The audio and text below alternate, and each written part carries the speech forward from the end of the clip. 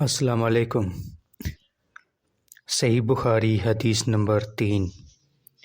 نبی کریم صلی اللہ علیہ وآلہ وسلم پر وحی کا ابتدائی دور اچھے سچے پاکیزہ خوابوں سے شروع ہوا۔ آپ صلی اللہ علیہ وآلہ وسلم خواب میں جو کچھ دیکھتے وہ صبح کی روشنی کی طرح صحیح اور سچا ثابت ہوتا۔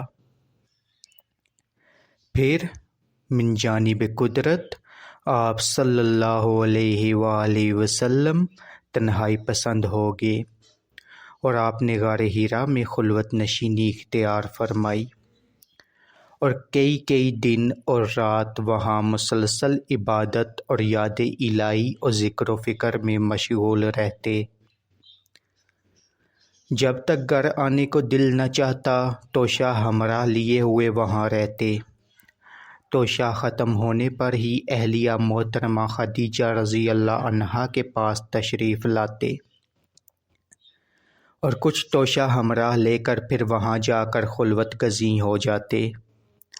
یہی طریقہ جاری رہا یہاں تک کہ آپ صلی اللہ علیہ وآلہ وسلم پر حق منکشف ہو گیا اور آپ صلی اللہ علیہ وآلہ وسلم غار حرا ہی میں قیام پذیر تھے کہ اچانک جبرائیل علیہ السلام آپ صلی اللہ علیہ وآلہ وسلم کے پاس حاضر ہوئے اور کہنے لگے کہ ہے محمد پڑھو۔ آپ صلی اللہ علیہ وآلہ وسلم فرماتے ہیں کہ میں نے کہا کہ میں پڑھنا نہیں جانتا۔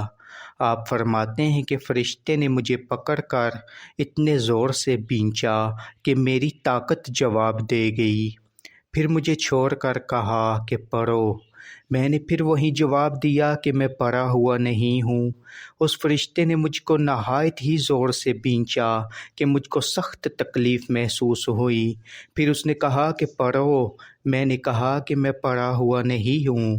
فرشتے نے تیسری بار مجھ کو پکڑا اور تیسری مرتبہ پھر مجھ کو بھینچا، پھر مجھے چھوڑ دیا اور کہنے لگا کہ پڑھو اپنے رب کے نام کی مدد سے جس نے پیدا کیا اور انسان کو خون کی پھٹکی سے بنایا۔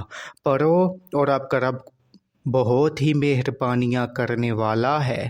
پس یہی آیتیں آپ صلی اللہ علیہ وآلہ وسلم جبرائیل علیہ السلام سے سن کر اس حال میں غار حرا سے واپس ہوئے کہ آپ صلی اللہ علیہ وآلہ وسلم کا دل اس انوکھے واقعے سے کانپ رہا تھا۔ آپ خدیجہ کے ہاں تشریف لائے اور فرمایا کہ مجھے کمبل اڑھا دو، مجھے کمبل اڑھا دو۔ لوگوں نے آپ صلی اللہ علیہ وآلہ وسلم کو کمبل اڑھا دیا۔ آپ صلی اللہ علیہ وآلہ وسلم کا ڈر جاتا رہا۔ آپ صلی اللہ علیہ وآلہ وسلم نے اپنی زوجہ محترمہ خدیجہ رضی اللہ عنہا کو تفصیل کے ساتھ یہ واقعہ سنایا اور فرمانے لگے کہ مجھ کو اب اپنی جان کا خوف ہو گیا ہے۔ آپ صلی اللہ علیہ وآلہ وسلم کی اہلیہ محترمہ خدیجہ رضی اللہ عنہا نے آپ کی ڈھارس بندھائی اور کہا کہ آپ کا خیال صحیح نہیں ہے، اللہ کی قسم آپ کو اللہ کبھی رسوا نہیں کرے گا۔ آپ تو اخلاق فاضلہ کے مالک ہیں، آپ تو کنبہ پرور ہیں، بے کسوں کا بوجھ اپنے سر پر رکھ لیتے ہیں، مفلسوں کے لیے آپ کماتے ہیں، مہمان نوازی میں آپ بے مثال ہیں اور مشکل وقت میں آپ امر حق کا ساتھ دیتے ہیں۔ ایسے اوصاف حسنہ والا انسان یوں بے وقت ذلت و خواری کی موت نہیں پا سکتا۔ پھر مزید تسلی کے لیے خدیجہ رضی اللہ عنہا آپ صلی اللہ علیہ وآلہ وسلم کو ورقہ بن نوفل کے پاس لے گئیں جو ان کے چچا زاد بھائی تھے اور زمانہ جاہلیت میں نصرانی مذہب اختیار کر چکے تھے اور عبرانی زبان کے کاتب تھے، چنانچہ انجیل کو بھی حسب منشائے خداوندی عبرانی زبان میں لکھا کرتے تھے۔ وہ بہت بوڑھے ہو گئے تھے، یہاں تک کہ ان کی بہنائی بھی رخصت ہو چکی تھی۔ خدیجہ رضی اللہ عنہا نے ان کے سامنے آپ صلی اللہ علیہ وآلہ وسلم کے حالات بیان کیے اور کہا کہ ہے چچا زاد بھائی، اپنے بھتیجے کی زبانی ذرا ان کی کیفیت سن لیجئے۔ وہ بولے کہ بھتیجے، آپ نے جو کچھ دیکھا ہے اس کی تفصیل سناؤ۔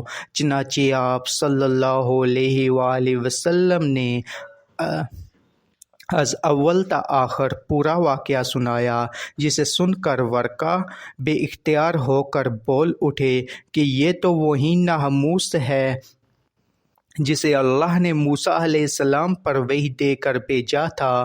کاش میں آپ کے اس عہد نبوت کے شروع ہونے پر جوان عمر ہوتا، کاش میں اس وقت تک زندہ رہتا جب کہ آپ کی قوم آپ کو اس شہر سے نکال دے گی۔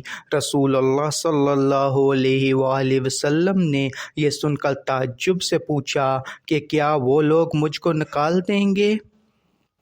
ورقہ بولا، ہاں یہ سب کچھ سچ ہے، مگر جو شخص بھی آپ کی طرح امر حق لے کر آیا لوگ اس کے دشمن ہی ہو گئے ہیں۔ اگر مجھے آپ کی نبوت کا وہ زمانہ مل جائے تو میں آپ کی پوری مدد کروں گا۔